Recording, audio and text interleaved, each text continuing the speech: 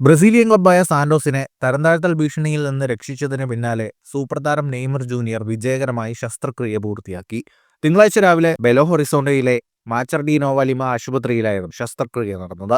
ഇടത് കാൽമുട്ടിലെ മെനിസ്കസിനേറ്റ പരിക്കിന് പരിഹാരമായി ആർത്രോസ്കോപ്പി ശസ്ത്രക്രിയയാണ് നടത്തിയത്.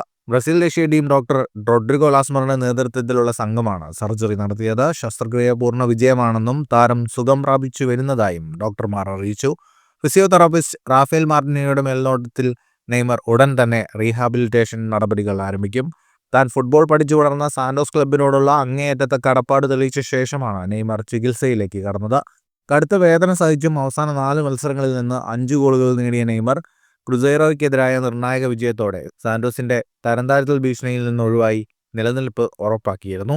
സർജറി വിജയകരമാണെങ്കിലും 2026 ലോകകപ്പിന് മുൻപ് നെയ്മർക്ക് എത്ര വേഗം മൈതാനത്തേക്ക് തിരിച്ചെത്താൻ കഴിയുമെന്ന് ഉറ്റുനോക്കുകയാണ് ആരാധകർ.